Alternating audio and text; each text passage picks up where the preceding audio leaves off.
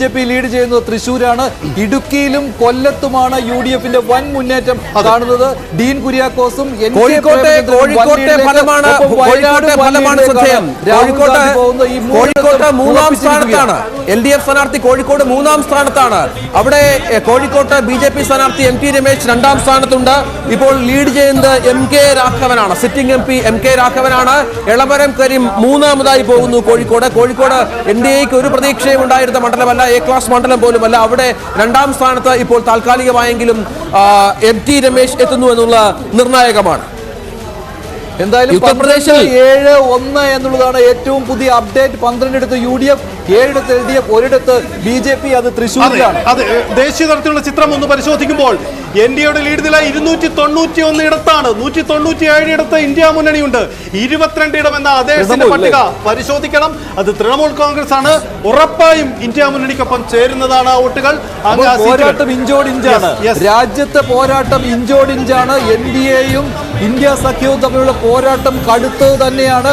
BJP ഒറ്റയ്ക്ക് 244 സീറ്റുകളിലെ ഇപ്പോൾ lead ചെയ്യുന്നുള്ളൂ. ബാക്കി സഖ്യകക്ഷികളുടേതാണ്. അതേസമയം കോൺഗ്രസിന് കഴിഞ്ഞ തവണത്തേക്കാൾ ഒരുപാട് നില മെച്ചപ്പെടുത്താൻ കഴിയും. ഈ ദേശീയ തലത്തിലുള്ള മറ്റു ചില ചാനലുകൾ ഒരു വലിയ കണക്ക് ഇന്ത്യ മുന്നണിക്കൊപ്പം ചേർക്കുന്നുണ്ട്. പക്ഷേ കണക്കുകൾ അതിലേക്ക് എത്തിയിട്ടില്ല. പക്ഷേ ഇഞ്ചോടിഞ്ച് പോരാട്ടം എന്നതാണ് നിലവിലുള്ള ദേശീയ ചിത്രം. അതാണ് പ്രേക്ഷകർ കാണുന്നത്. 291 സീറ്റുകളിലേക്ക് NDA എത്തുമ്പോൾ തൊട്ടു പിന്നിൽ വലിയ പോരാട്ടവുമായി ഇന്ത്യ മുന്നണിയുണ്ട്. പ്രധാനമായിട്ടും ഉത്തർപ്രദേശാണ് അതിൽ ഡിസിസീവ് ഫാക്ടറായിട്ട് മാറുന്നത്. കാരണം അവിടെ ഇഞ്ചോടിഞ്ച് പോരാട്ടമാണ്. അതേപോലെ തന്നെ രാജസ്ഥാനിലും അങ്ങനെ തന്നെയാണ്. ഈവൻ ഗുജറാത്തിൽ പോലും 4 സീറ്റുകളിൽ ഇപ്പോൾ ഇന്ത്യ സഖ്യത്തിന് ലീഡ് നേടാൻ കഴിഞ്ഞിട്ടുണ്ട് എന്ന പ്രത്യേകതയാണ്.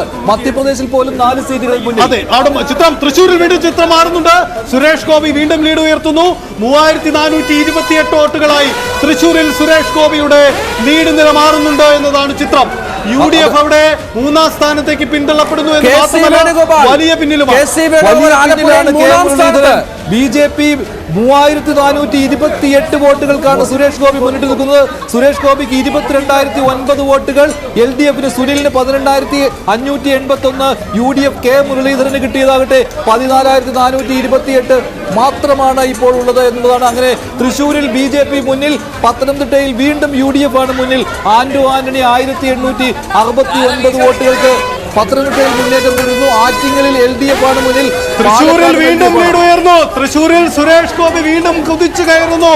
4113 വോട്ടുകളിലേക്ക് ഉയരുന്നു.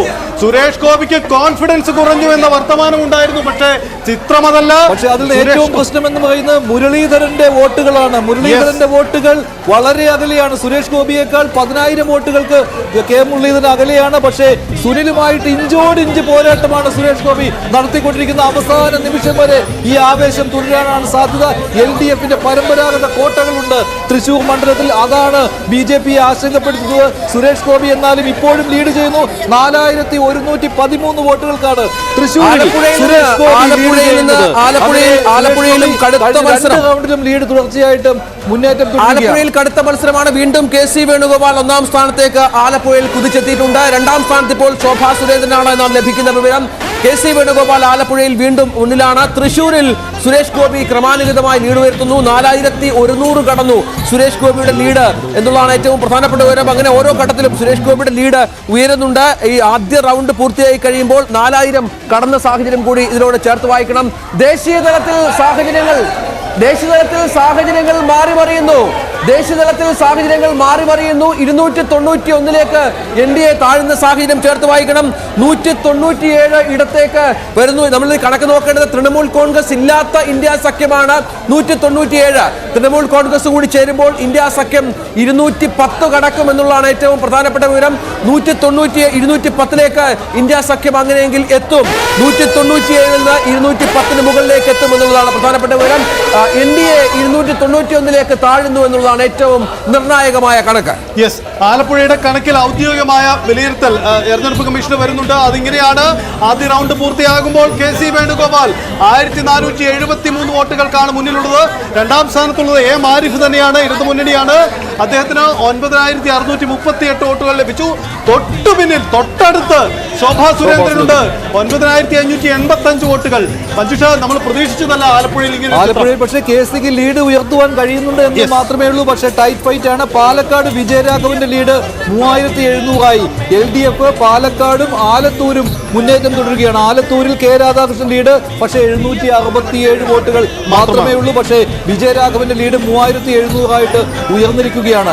എറണാകുളത്ത് ഹൈബി UDF 5973 ഉയർന്നിട്ടുമുണ്ട്. ഇതാണ് പ്രത്യേകത. തൃശ്ശൂരിൽ ഇപ്പോഴും സുരേഷ് ഗോപിയാണ് ലീഡ് ഇപ്പോൾ 12-7-1 എന്നുള്ളതായിരിക്കുകയാണ്. UDF 12, LDF 7, BJP 1. മാവേലിക്കരയിൽ ഇപ്പോഴും ആദ്യം തൊട്ട് അങ്ങനെയായിരുന്നു LDF ലീഡ്. ആറ്റിങ്ങൽ പക്ഷേ അടൂർ പ്രകാശ് തിരികെ പിടിച്ചു എന്ന് തോന്നുന്നു. കണ്ണൂരിൽ LDF ആണ്. ആറ്റിങ്ങൽ ഇപ്പോഴും LDF ആണ്. കോഴിക്കോട്ട് രാഘവന്റെ ലീഡ് 3000 കടന്നു. കോഴിക്കോട് MK രാഘവന്റെ ലീഡ് 3000 കടന്നു. കോഴിക്കോട്ട് MK രാഘവൻ വലിയ മുന്നേറ്റം ഉണ്ടാക്കുന്നു. രണ്ടാം സ്ഥാനത്ത് ഇപ്പോഴും BJP ആണ്. മൂന്നാമതാണ് ഇപ്പോൾ എളമരം കരീം കോഴിക്കോടുള്ളത് എന്നുള്ളതും വളരെ പ്രധാനമാണ്. 3000 കടന്നാണ് സംസ്ഥാനത്ത് LDF UDF സ്ഥാനാർത്ഥികൾ അങ്ങനെ തങ്ങളുടെ ലീഡ് നിലകൾ ഉയർത്തുന്നുണ്ട്. എറണാകുളത്ത് 5000 കടന്നു, കോഴിക്കോട് 3000 കടന്നു. 3 ജില്ലകളിൽ മലപ്പുറത്തും ഒപ്പം കൊല്ലത്തും വയനാട്ടിലും 10000 കടന്നാണ് UDF സ്ഥാനാർത്ഥികളുടെ ലീഡ്. മറ്റു മണ്ഡലങ്ങളിൽ ടൈറ്റ് ഫൈറ്റ്, അതായത് കോട്ടയം പോലെയുള്ള, പത്തനംതിട്ട പോലെയുള്ള മണ്ഡലങ്ങളിൽ കടുത്ത പോരാട്ടം നടക്കുന്ന മണ്ഡലം. ആറ്റിങ്ങലിൽ കടുത്ത പോരാട്ടമാണ്, കോട്ടയത്ത് കടുത്ത പോരാട്ടമാണ്. തൃശ്ശൂരിലാണ് ഇപ്പോൾ NDA സ്ഥാനാർത്ഥി സുരേഷ് ഗോപി ലീഡ് നില ക്രമാനുഗതമായി ഉയർത്തുന്നത്. 4200 കടന്നാണ് ഇപ്പോൾ സുരേഷ് ഗോപിയുടെ ലീഡ് നില ഉള്ളത് എന്നാണ് ഏറ്റവും പ്രധാനപ്പെട്ട വിവരം. ചാലക്കുടിയിൽ 1148 വോട്ടുകൾക്ക് UDF മുന്നിലാണ്. കോഴിക്കോട് MK രാഘവൻ 3000 കടന്നു. മാവേലിക്കരയിൽ LDF 695 വോട്ടുകൾക്ക് മുന്നിലാണ്. ആലത്തൂരിൽ 767 വോട്ടുകൾക്ക് LDF മുന്നിലാണ്. കണ്ണൂരിൽ LDFന്റെ ലീഡ് നില 2007 എന്നുള്ളതാണ് ഏറ്റവും പ്രധാനപ്പെട്ട വിവരമായി ഈ ഘട്ടത്തിൽ പുറത്തു വരുന്നത്. അങ്ങനെ ഓരോ ഘട്ടത്തിലും സ്ഥാനാർത്ഥികൾ ലീഡ് നിലകൾ മാറി മറിയുന്നു. രണ്ടാം റൗണ്ട് വോട്ടെണ്ണൽ ഇതിനകം ആരംഭിച്ചു കഴിഞ്ഞു എന്നുള്ളതാണ് ഏറ്റവും പ്രധാനപ്പെട്ട വിവരം. കാസർഗോഡ് 2638 വോട്ടുകൾ രാജ്ഭവൻ ഉണ്ണിത്താൻ നേടിയിട്ടുണ്ട്. ഈ ഘട്ടത്തിൽ 3179 മലപ്പുറത്തെ UDFന്റെ ലീഡ്. കോഴിക്കോട് 3171 MK രാഘവൻ കുതിച്ചെത്തുന്നു. വടകരയിൽ UDFന്റെ ഷാഫി പറമ്പിൽ 34 വോട്ടുകൾക്ക് ലീഡ് ചെയ്യുന്നു. പത്തനംതിട്ടയിൽ വീണ്ടും UDF ലീഡ് നേടിയിട്ടുണ്ട്. അത് 1869 വോട്ടുകളാണ് എന്ന കണക്കാണ് ഈ ഘട്ടത്തിൽ പുറത്തു വരുന്നത്. അങ്ങനെ സംസ്ഥാനത്തെ ഫല സൂചനകൾ ഓരോ നിമിഷവും മാറി മറിയുന്ന സാഹചര്യമാണ് ഈ ഘട്ടത്തിൽ വരുന്നത് എന്നുള്ളതാണ്. എറണാകുളത്ത് 5000 കടന്ന കാര്യം പറഞ്ഞു. വടകരയിൽ 34 മാത്രമാണ്. കാസർഗോട്ട് UDFന്റെ ലീഡ് ക്രമാനുഗതമായി വർദ്ധിക്കുന്നുണ്ട്. തിരുവനന്തപുരത്ത് ഇപ്പോൾ UDF ആണ് ലീഡിൽ. അത് 360 ആണ്. 1000 മുകളിലേക്ക് ലീഡ് നില തരൂരിന്റെ കടന്നിരുന്നെങ്കിൽ ഇപ്പോൾ 360 തരൂരിന്റെ ലീഡ് നില കുറഞ്ഞിട്ടുണ്ട്. ആറ്റിങ്ങൽ LDF 700 എത്തുന്ന സാഹചര്യമുണ്ട്. ചാലക്കുടിയിൽ LDF ലീഡ് നില 1148 ആകുന്നു എന്നുള്ളതാണ് ഏറ്റവും പ്രധാനപ്പെട്ട വിവരം. കണ്ണൂരിൽ LDF 2007 വോട്ടുകൾക്ക് ലീഡ് ചെയ്യുന്നു. കോട്ടയത്ത് 1609 വോട്ടുകൾക്കാണ് ലീഡ് ചെയ്യുന്നത്. ഇത്തരത്തിൽ അയോധ്യയിൽ വളരെ പ്രധാനപ്പെട്ട ഒരു അപ്ഡേറ്റ് ഉള്ളത്, അയോധ്യയിൽ BJP പിന്നിൽ എന്നാണ്. അയോധ്യയിൽ BJP പിന്നിൽ. UPയിലുടനീളം BJPക്കുണ്ടാകുന്ന വലിയ തിരിച്ചടി അത് അയോധ്യയിലും പ്രതിഫലിക്കുന്നു എന്നുള്ളതാണ് ഏറ്റവും പ്രധാനപ്പെട്ട വിവരം. ഇപ്പോൾ 207 ഇന്ത്യ സഖ്യം കുതിച്ചെത്തുന്നു. മമതാ ബാനർജി ഇല്ലാത്ത ഇന്ത്യ സഖ്യമാണ് 207 എത്തിയിരിക്കുന്നതാണ് നമുക്ക് ലഭിക്കുന്ന വിവരം. 207 ഇന്ത്യ സഖ്യം കുതിച്ചെത്തുന്നു. മമത കൂടി ചേരുമ്പോൾ ഒരു പക്ഷേ 230 ഇന്ത്യ സഖ്യത്തിന്റെ സീറ്റ് എണ്ണം വർദ്ധിച്ചേക്കാം എന്നുള്ളതാണ് ഏറ്റവും നിർണായക വിവരം. 290 സീറ്റുകളിൽ മാത്രമാണ് ഇപ്പോൾ NDAക്ക് ലീഡുള്ളത്. അതിൽ BJPക്ക് തൽക്കാലം കേവല ഭൂരിപക്ഷമില്ല. 243 സീറ്റുകളിൽ മാത്രമാണ് BJP ലീഡ് ചെയ്യുന്നത്. കോൺഗ്രസിന് 88 സീറ്റുകൾ എന്ന മാജിക് സംഖ്യ, അതായത് കോൺഗ്രസിന് ഒരു പക്ഷേ 30-40 സീറ്റുകളുടെ വർധനവുണ്ടായാൽ അത്ഭുതപ്പെടാനില്ല. അങ്ങനെ വന്നാൽ ദേശീയതലത്തിൽ അത് വലിയ മാറ്റങ്ങൾക്ക് കാരണമാകുമെന്ന കാര്യത്തിൽ യാതൊരു സംശയവുമില്ല. അതാണ് ചിത്രം. കേരളത്തിലേക്ക് വീണ്ടും മടങ്ങി വരുമ്പോൾ കേരളത്തിൽ